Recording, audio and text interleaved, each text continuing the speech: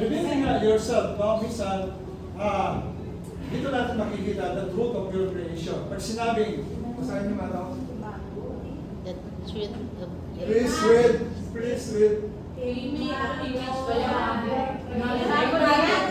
Imago Dei. Sa English, pag sinabi yan, no? Imago Dei. Imago Dei. Pero, the truth of your creation is Imago Dei. Alam niyo yung ibig sabihin niya? No. Haha. Ang ibig sabihin niya ay the image of God that created us in the image and likeness of God. No? Sa Genesis 1:26-27, no? The image of God. This Imago Dei, o kaya, pag pinakinggan ninyo sa pronunciation, tapos lalo na sa Google, no? Yung mga English sasabihin na, Imago Dei. So, in Latin theological term, meaning image of God, no? Image of God. So, itong Imago Dei na ito, no? Imago Dei, no? God created man in His image and likeness. Genesis 1:26-27. Tayo kinreate ng Diyos sa image niya, no? It's a concept that refers to how human perceive and relate to God. It is the relation between God and humanity. So, the truth of our creation is, you are not an accident. You are not an accident. Because God, the ultimate artist, no, handcrafted you for a perfect purpose, no? Hindi aksidente ikay lumitaw. Ikay inhandcraft ng Lord, no, for the perfect purpose.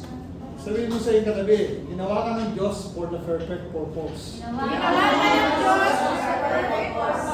Amen. So, kaya lahat tayo, may purpose ang Lord. Kaya ginawa niya in a perfect purpose. Hindi ka aksidente. Kaya the Greek word for handiwork in Ephesians 2:10 is poema. Are you listening?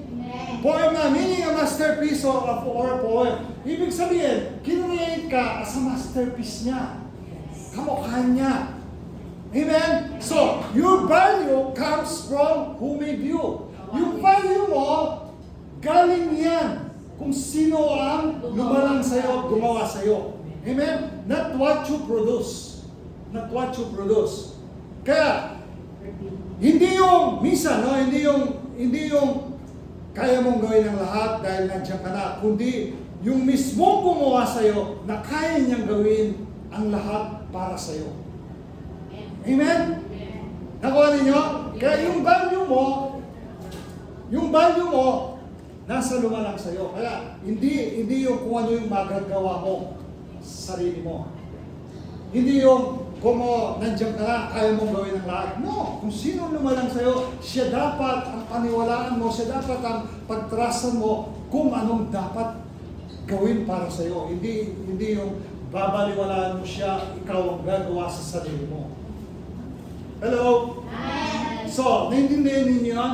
Hindi yung your value comes from who made you. Kaya yung value mo galing sa gumawa sa iyo, not what you produce. Hindi yung kung ano ang nagawa mo, kundi siya ang dapat gumawa sa buhay mo. Kaya sa Psalm 134:14 sabi niya, I praise you because I'm fearfully and wonderfully made. Your works are wonderful. Kaya pinipraise natin ng Panginoon dahil sa paggawa natin sa paglikha niya sa atin, sa pag-form niya sa atin bilang anak niya, kamukha niya. To reflect God's love. No? Para yung pagmamahal ng Diyos nasa atin dahil lahat ng ginawa niya, mahal niya. Merong value. Sabihin mo sa iyong katabi, Sister, may value ka. Sa Panginoon. Amen. So, kaya yung value, ingatan mo yan dahil galing sa Diyos yan. Amen?